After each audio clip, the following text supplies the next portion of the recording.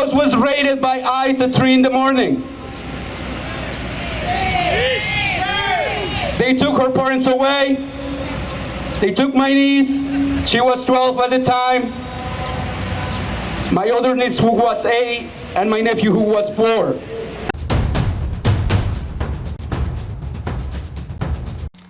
Hello, my name is Stanley Heller. Welcome to the Struggle Video News. We start at Maersk. Maersk is a huge shipping company that transports parts of the F-35 jets, the U.S. jets that Israel uses to obliterate Gaza. 200 Jewish Voice for Peace activists sat in the headquarters of Maersk in New York City.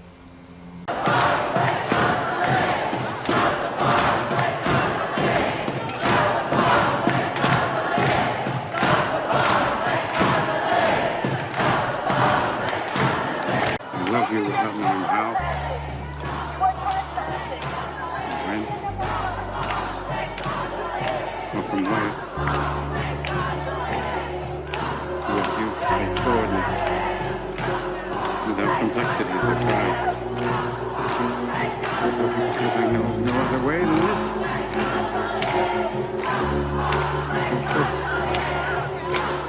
Your hand on my chest is my head.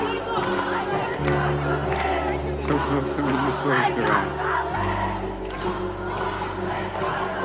Fall asleep. You've never looked at a woman with children gone. You recall this image of the little girl walking in the burning tent in Gaza. She was interviewed by Middle East Eye. طلعت من النار والنار حرقتنا من ايديا وكان كان واقع عليا السقف. انا كنت عندي بعدين ما عرفتش امشي على النار وتول ساعة كل ما تتصورش عشان ايدك ما ترجعكيش حتى عشان ايديا مجرحين. مولعت النار ما قدرتش امشي بالمدرسة. بعدين انا قلت المدرسة اتصورت.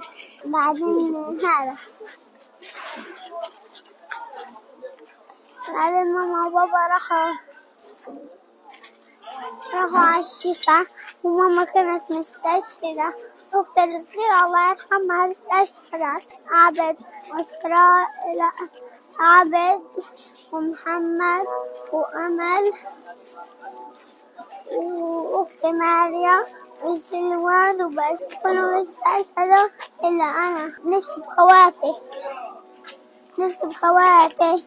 Our brothers and sisters are gone.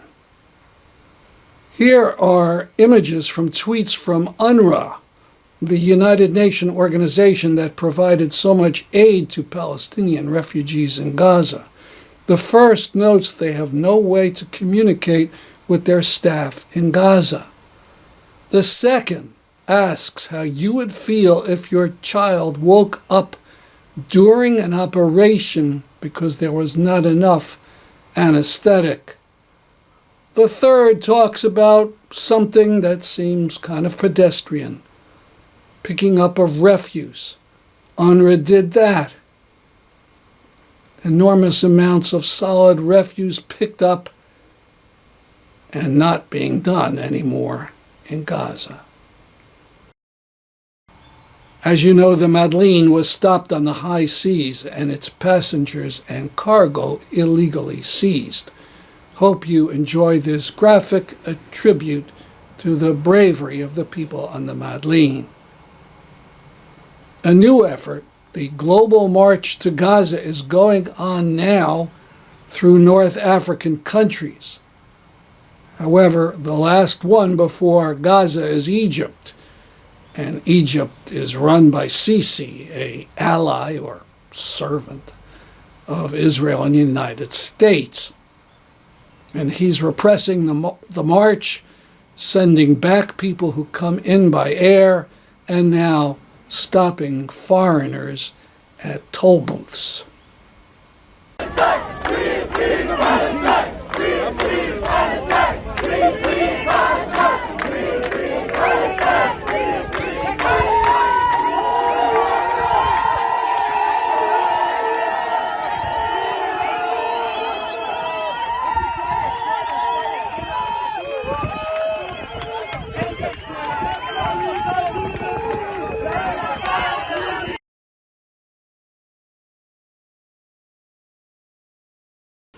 About Israel's aggression today against Iran.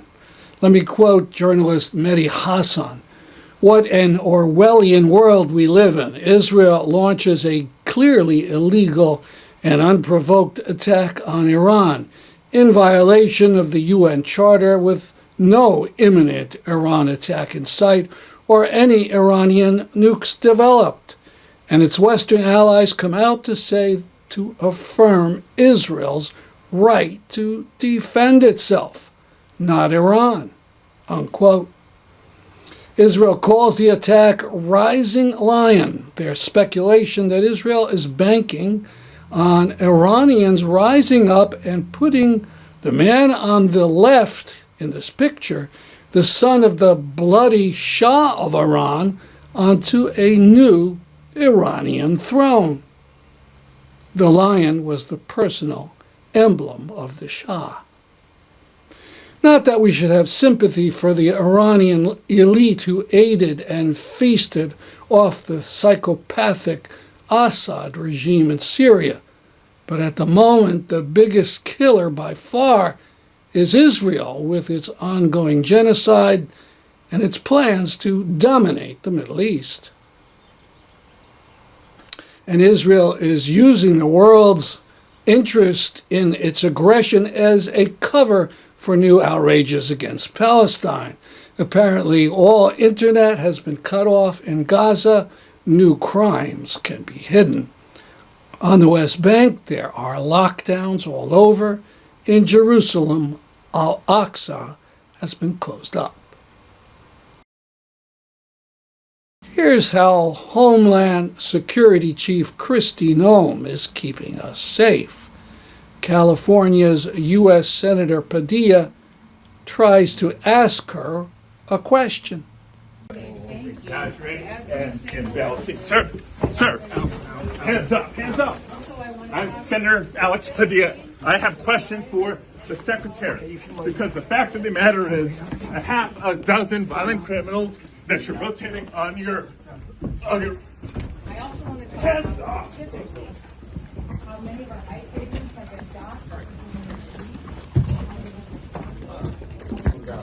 On the ground. Hands behind your back. Hands behind your back. If you let my hands go and put them behind my back. All right. Cool. One hand. Lay flat. Lay flat. Other hand, sir. Other hand.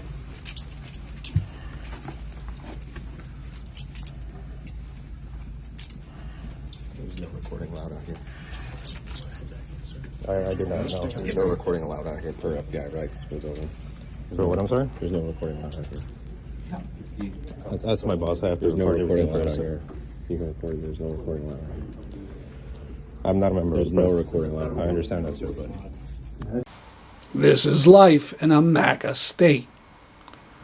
In New Haven on May 8th, a rally by the Committee for Defense of Civil Liberties talked about the problems of immigrants. So my name is Luis. I'm a proud immigrant. I came from Ecuador when I was 13 years old. At that moment, my mother had to choose 2 out of her 4 children to come to the U.S. And when I came, I remember getting on the plane and seeing my 2 siblings left behind. One of them was 10, and one of them was 15. I was 13. So I've carried with me the weight of witnessing family separation. So we all came to Guilford, Connecticut. We moved into a trailer park, and then 10 years later, I met a wonderful community of organizers here in New Haven. and where we are seeing is it's horrible. And so I'm just gonna fast forward. There's a lot of I'm just gonna fast forward into the Connecticut, the New Haven coalition, immigrants coalition. So at the moment, right now, what we're about a 40. We're a coalition of about 40 organizations, and we are working on Know Your Rights, some court accompaniment, and it's up. And we're also part of a wider effort to boycott a velo. Yes. So, thank you. So, by a show of hands, who has heard about a velo? Show of hands. Okay, so everybody knows. Okay, so, and I think the Avelo campaign is really interesting in a way to help us understand what the fuck is happening in terms of capital and deportations and detentions. So, Avelo made a choice to have a contract with ICE to tear people apart, to get folks who are being detained into their planes and take them away from their families. But let's think about the ways in which they are making money, right? And not only Avelo, but other companies that are profiting from detention, Yes. including banks, Yes. including companies that are here in Connecticut. So think about, also let's think about technology, right? IBM as an example. This massive effort to mechanize detention needs technology in its weapons, like Colt Corporation here in Connecticut. When we have more ICE officials being hired, we need to get them uniforms, we need to get them all kinds of things for them to be able to do this horrible job that they're doing. So let's think about that. So the New Haven Immigrants Coalition put together a petition that where over 40,000, I think right now we're at 40,000 people who have signed this petition. And I think many of you have signed it. So if you haven't, and if you have Instagram, you can find us at New Haven Immigrants, and then you'll find a lot of information. We also have put together a team of a rapid response. So if you want to pull your cell phone out, the idea is that if we see ICE activity, we first need to confirm it, right? So we have a team of folks who go into a sighting and we confirm that in fact that presence are ICE. So then we don't spread panic, right? Yes. So that's important. So the number is 854-666-4474. I'll be around, so if you want the number again, and if you want to pull your cell phone out, is 854-666-4472. Okay, so we're also working on another project. I'm also part of the Connecticut Immigrant Support Network. Yes. And that's my dog barking there. And he hates ICE, and he also wants to apologize. So, also, if you pull out your cell phones, we have a website that we have put together. It's called cityimmigrants.org. And there you'll find, and you can share this with your folks, there you can find resources. You can find all kinds of things. We have an updated calendar of events that we're putting all together. So that's a really, really good resource that you can just share. So again, that's cityimmigrants.org. So thank you all so much for your time. I just wanted to be brief. I just want to make sure that we are all in this together. What we are seeing right now in Los Angeles is really telling. Yes. Because right now, Trump signed an executive order the other day, 2 days ago or last night, where he is taking away the power of governors to lead or to take out the National Guard. It's really. So right now, what we're seeing a lot of people in Los Angeles resisting. So by Let's continue to do this. I am really grateful for the organizers who put this together. Thank you for inviting me to speak. And before I go, I want to see that fire again from all of you. Because in the light of what we see, we still have our fire. Do you agree with that? Do you agree with that? Are they going to extinguish our fire? Okay, and what happens when we get together our fire, or our fires together? We can burn shit down. Thank you all. Thank you, Luis. An injury to one. An injury to one. An injury to immigrants. An injury to immigrants. An injury to trans folks. An injury to trans folks. An injury to Palestinians. An injury to Palestinians. Thank you all for coming out today, folks. You're beautiful. My name is Juan Fonseca Tapia. I'm an immigrant from Mexico and I live in Denver. I came from Mexico in 2012. I was 18, and I want to share a little bit of where I come from.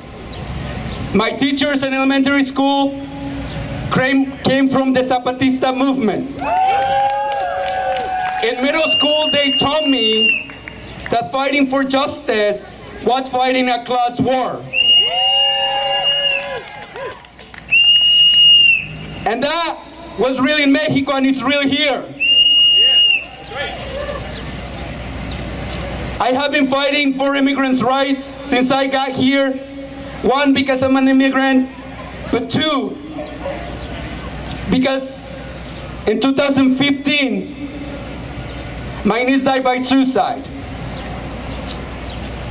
In 2012, her house was raided by ICE at 3 in the morning. They took her parents away. They took my niece. She was 12 at the time.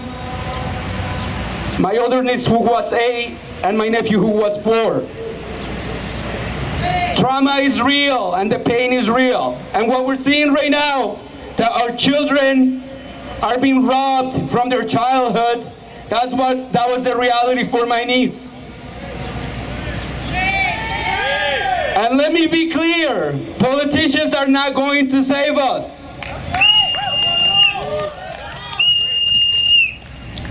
Politicians will take away the power that we need to with the campaigns that our people need.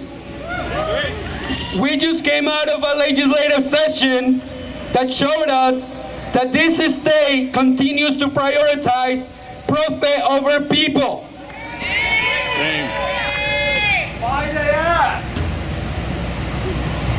And the same way that we have the power to elect people, we have the power to unelect people too. And that's the time to do that, because fascism is here. It's not a question about when, but it's a question about what. What we have been working in Denver is to build a network that can support people in the community. And I think that we need to do that work across the state. We are doing it, but we operate in a lot of silos. And this is the moment to get our shit together. We need to put our egos to the side. We need to approach this work with humility, because we all have something to learn from one another. And at the end of the day, power is when we choose one another. Because nobody else is going to do it. And I am willing to put myself in the line for all of you. And I am asking you to do the same, because that's what we need right now. We cannot go back to cosmetic changes. We had detention centers of children in Connecticut during the Obama administration. This is not about parties. Because they build infrastructure to separate families, to create the conditions where people and children like my niece are taking their lives because of the trauma that they experienced at the hands of systems and governments that have been designed to kill us. People are being disappearing right now. So what are we going to do? Stand up, fight back. This is not the time to compromise with the people that want to harm us. We have gotten 2 chances and we missed them. The first administration, then the killing of George Floyd, and now we showed up to protest, which is important. It's political communion, if you will. And then after the killing of George Floyd, we all put the black squares in our social media. We all read the books, but still we didn't get our shit together. We were not able to build the power that we need to win the things that will make our people safe. But we have an opportunity again to do that. And the only way that we're gonna do that is if we build relationships with one another. Because at the core of movement is relationships. And at the core of relationships is trust. And I know that my humanity and my liberation is connected to all of the people that spoke today, to all of you. So I'm asking you to show up for me and to show up for my community because I need you. We need you. And this is the time to choose courage over fear. And radical love and radical imagination over anything else. Thank you all. And let's keep on fighting. Freedom of speech, our immigrants, and against ICE terrorizing our neighbors in streets. Find it in the fight for Mahmoud Khalil, Rameza Ozturk, and other pro-Palestinian activists who have been kidnapped by undercover ICE agents in front of their 8 months pregnant wife on the way to break their fast during Ramadan or during their appointments to become U.S. citizens purely for speaking against the genocide. If you are here to fight for education, find it in the fight for our student activists who have been brutalized by the National Guard and had their degrees stripped away from them for demanding their places of education divest their tuition dollars from weapons manufacturers. If you are here to fight for our Black, Indigenous, and POC community, find it in the fight against America's police cross-training programs with the Israeli offensive forces, where they are trained in the methods of oppression used to brutalize the Palestinian people and apply the same brutality to our communities.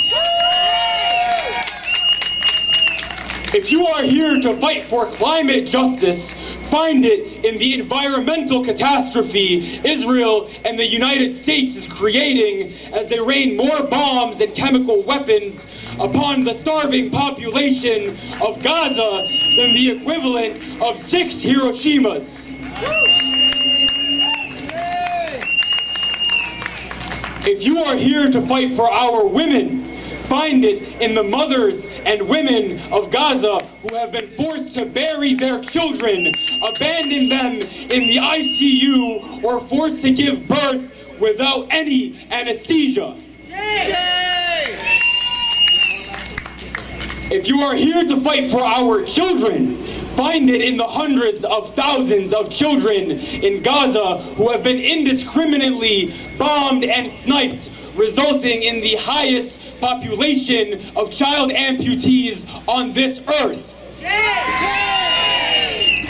If you are here to fight against gun violence, find it in the multiple weapons manufacturers here in Connecticut, like Colt and Pratt and Whitney, among others, that supply weaponry to murder innocent Palestinian men, women, and children. If you are here to fight for queer rights, find it in the fight against Israel's disgusting pinkwashing campaign and weaponization of the queer identity to justify the extermination of an entire people.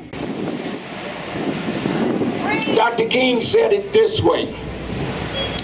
Dr. King said, power without love is reckless and abusive. That's right. Love without power is sentimental and anemic. Power at its best is love implementing the demands of justice. And justice at its best is power correcting everything that stands against love. My friend and brother, Dr. Cornel West, further helps us to take a look at this honestly and racially and radically. He said it this way: first, we must try to tell the truth. And the primary condition of truth is to allow suffering to speak.